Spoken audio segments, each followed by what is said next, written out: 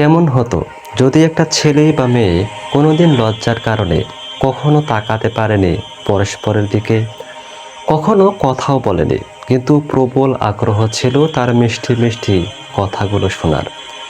যাদের হঠাৎ করে চোখের দিকে চোখ পড়লে কারেন্ট শর্টের মতো অটোমেটিকভাবে মাথাটা নিচু হয়ে যেত। মনকে বুঝ দিত এখনো সময় হয়নি, অপেক্ষায় থাকো। আর এভাবেই নিজেকে বিরত রেখেছে। অথচ মাঝে মধ্যে বিছানায় শুয়ে চিন্তা করতেন কিভাবে পরিপূর্ণ যুবক যুবতী বিয়ের পর একই বিছানায় থাকতে পারে, কেমন অনুভূতি তখন অন্তরে প্রভাব ফেলবে, কিভাবে পরস্পরের দিকে তাকাবো যা আজ অবধি তাকায়নি, শুধুমাত্র আমার প্রাণপ্রিয় স্বামী বা স্ত্রীকে প্রাণ ভরে দেখবো বলে। দীর্ঘ বছর গল্পগুলো জমিয়ে রেখেছি, কারো কাছে কখনো শেয়ার করিনি। বাসর রাতের প্রাণপ্রিয় মানুষটাকে বলবো বলে আজকে সেই প্রথম রাত।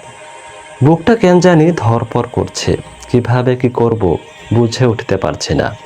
আস্তে আস্তে তার কাছে গিয়ে বসলেন। কখনো কোনো মেয়ের দিকে চোখ তুলে তাকাননি। ঘুমটা উঠিয়ে কিভাবে তার দিকে তাকাবেন, আপনার গা শিহরিত হচ্ছে, কিন্তু তাকাতে তো হবেই। সে তো আপনার প্রিয়তমা স্ত্রী। পর্দা উঠিয়েই আপনি খেয়ে হারিয়ে ফেলেছেন, এত যেন পূর্ণিমার চাঁদ আপনার ঘরে। আপনি অবাক দৃষ্টিতে তাকিয়ে আছেন, কথা বলতে পারছেন না। ঘুমটা উঠানোর পর আপনার গা শিহরিত হয়ে উঠল। কখনো কোনো ছেলের সামনে কখনো নিজেকে প্রদর্শন করেননি। আজকে খুব কাছ থেকেই আপনার প্রিয় মানুষটি আপনাকে দেখছে। আপনি লজ্জায় লাল হয়ে গেছেন, কিন্তু যার জন্য এতদিন অপেক্ষা করছেন তাকে তো দেখতেই হবে নাকি। সাহস করে আস্তে আস্তে চোখ খুললেন। চোখ খোলার সঙ্গে সঙ্গেই দেখলেন আপনার প্রাণপ্রিয় স্বামী চোখ বন্ধ করে ফেলেছে। কারণ কখনো সে কোনো মেয়ের দিকে চোখে চোখ রেখে তাকায়নি। আপনার চোখ পড়ার সঙ্গে সঙ্গে সে লজ্জায় চোখ বন্ধ করে ফেলেছে। আপনি কিছু বলতে পারলেন না, তাকিয়ে রইলেন অবাক দৃষ্টিতে। জীবনে কোনো পুরুষকে আপনি কখনো মন ভরে দেখেননি। এরপর আস্তে আস্তে দুজন দুজনের দিকে তাকানোর সাহস একটু হলো। তাকিয়ে আছেন দুজন দুজনের দিকে। মহান আল্লাহর প্রতি কৃতজ্ঞতায় অশ্রুসিক্ত হয়ে গেল। শুকরিয়া আদায় করলেন। সালাম দিয়ে কেমন আছেন জিজ্ঞাসা করলেন। আপনি মাথা নিচু করে উত্তর দিলেন। আপনিও জিজ্ঞাসা করলেন আপনি কেমন আছেন। তিনি শুকরিয়া আদায় করলেন, আলহামদুলিল্লাহ। আস্তে আস্তে কথা বলা শুরু করলেন। তার কণ্ঠের কথাগুলো কত মিষ্টি লাগছে। এত মিষ্টি ভাষায় কথা কখনো শোনেনি। মনে হয় যেন সারা জীবন গল্প করি।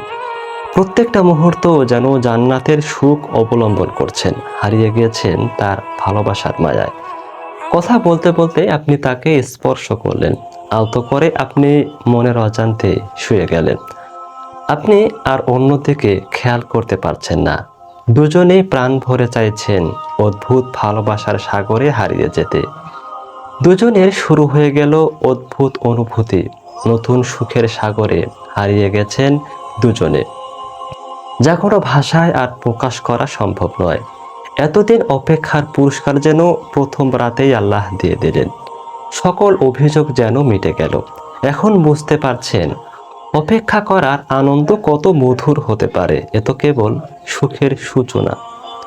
বিয়ের আগেই বিভিন্ন ছেলে আর মেয়েদের দেখে দেখে চোখের আনন্দ হারিয়ে গেছে। এখন আর অনেক সুন্দর দেখেও আনন্দ লাগে না দু চোখে। কথা বলে বলে কথার মিষ্টতা হারিয়ে ফেলেছি বিয়ের আগে। মিষ্টি কণ্ঠ এখন তিক্ত লাগে। বয়স হওয়ার আগেই যৌবন নষ্ট করেছি বিভিন্ন অপকর্মে। যখন আর কিছুই বাকি নেই, অবশিষ্ট লজ্জার পরিবর্তে আছে নির্লজ্জতা। হামলে পড়ছেন ডাকাতের মতো স্ত্রীর ওপর। স্ত্রীও সারা জীবন অসংখ্য সুন্দর ছেলেদের সাথে উঠা বসা করতে করতে অভ্যস্ত। আপনাকে দেখে তাকানোর ইচ্ছা করছে না তার। সবসময় খিটখিট মেজাজ, বাধ্য হয়ে থাকতে হচ্ছে দুজনকে, ছাড়াও যাচ্ছে না। সমাজে কি বলবে, এ যেন অশান্তির সূচনা শুরু হলো।